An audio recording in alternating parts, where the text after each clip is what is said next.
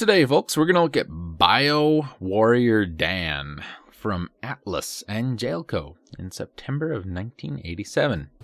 Also known as Bashi Bazook Morphoid Masher in the US. Its original in Japanese name, and you're going to have to excuse me for this because we know how well I do with these. Bio Senshi Dan Increaser Tono Tatakai. This was developed by Atlas and published by Jailco. And you know what? I kind of liked this game. I'm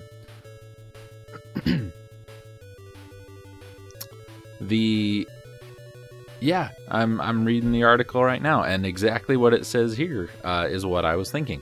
An attempt to bring this game to North America under the title Bashi Bazook Morphoid Masher was sought. Eventually, though, the idea fell through due to its similarity to Xexyz, and the game remained in Japan. However, the game was completed, and ROMs of the game are widely circulated on the internet. And yeah, as I was playing this, I'm thinking, wow, this is a lot like Xexyz. Musically, even the instrumentation that they used seems very Xexyz-ish. The controls and the layout and jumping through windows and doors, and even that the currency is called E was very, very Xexyz-ish. It was very fun, the little bit that I played. I might have to let's play this. But let's talk about it. In the year 2081, the Earth was taken over by a group of hostile monsters under the command of a mysterious entity known as Increaser. A warrior named Dan has arrived from his time machine to the year 1999 in order to stop the invasion before it could spell devastation for all humans. More emphasis is placed on exploration rather than on the actual killing of monsters. Enemies must be defeated to earn energy points that can be spent on power-ups to improve the player's character. While starting out with a basic sword, other weapons can either be found or bought.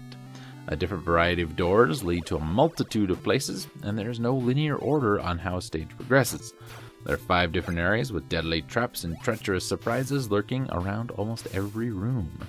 Boss battles also must be fought before the level can be ended in a proper fashion.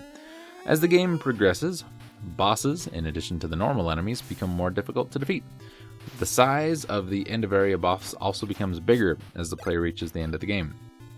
All shopkeepers in the game use the Kansai dialect of Japanese that is different from the Japanese used by people in Tokyo, I guess. I just thought it was racist.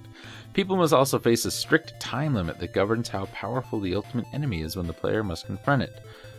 Speed running through the levels allows the players to confront the boss while it's weak.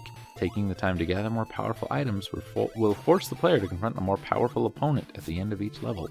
And I think that's what the MV stands for in the top right corner. I could never figure out what changed that.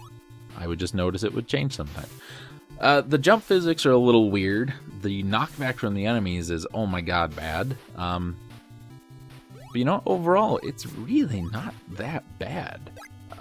Pretty solid little game from our good friends at Atlas and Jailco.